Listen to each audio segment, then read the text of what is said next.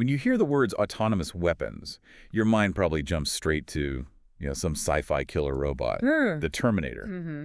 But the reality that's actually emerging on battlefields right now is it's quieter. It's way more unsettling. It's not about metal, it's about code. It's all about the algorithm. Exactly. Okay. Okay, let's unpack this.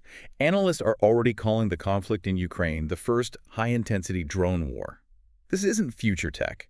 AI-assisted systems, loitering munitions, they're operating right now. And that's the key point. The future of war isn't arriving with some big dramatic announcement. It's seeping in. Seeping in. How so? Through all these incremental upgrades, autonomy is creeping into targeting, into decision support, into defensive systems.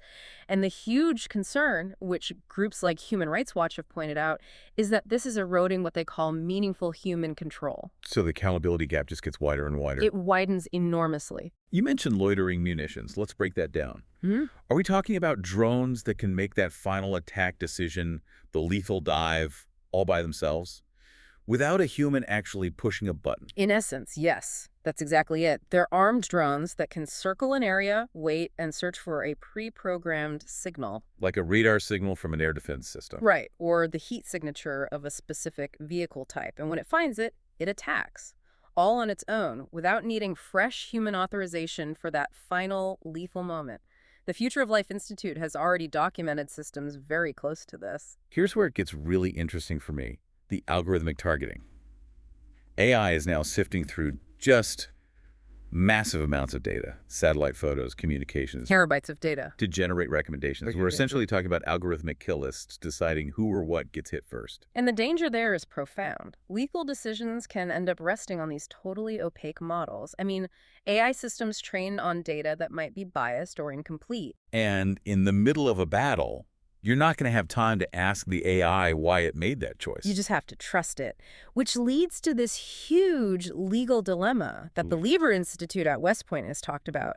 When one of these semi-autonomous systems messes up, who's responsible? Whose hands in the dock?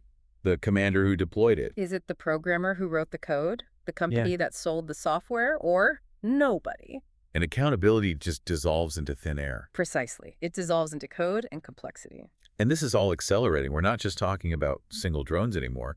We're seeing this shift toward drone swarms, moving from what analysts call exquisite platforms, one big, expensive Jet-2 intelligent mass, dozens, maybe hundreds of cheap systems coordinating an attack. And it's on the defensive side, too. AI-driven air defense is engaging threats in fractions of a second, way faster than a human could ever react. So if you connect this to the bigger picture, what does that speed do? Well, this is what nuclear policy scholars are warning about. These tools dangerously compress crisis timelines. They remove the time leaders need to think, to deliberate, to de-escalate. It just biases everyone toward shooting first. It can, yeah. It quietly pushes leaders toward escalation. So what does this all mean for the rest of the world? This tech is getting cheaper. Which means it's proliferating. And there's a real concern from places like ISS Futures Africa that countries in the global south could just become buyers, testing grounds, and ultimately victims of military AI developed elsewhere. They risk becoming rule takers in a debate that's being dominated by major military powers. Their voices are limited. Which is why the policy side is so urgent. It is absolutely critical. The Arms Control Association warns that the window to create strong international rules is closing, and it's closing fast. We need to be looking at concrete options now, like the ones MPI has outlined. Such as? Things like outright bans on systems that can autonomously target humans, strict, legally binding requirements for human control over critical functions, and transparency. You have to know how the system works. So when you really think about it, the ultimate danger isn't one single super smart killer robot. No, not at all. It's that we gradually, step by step, accept thinner and thinner layers of human judgment in these life and death decisions.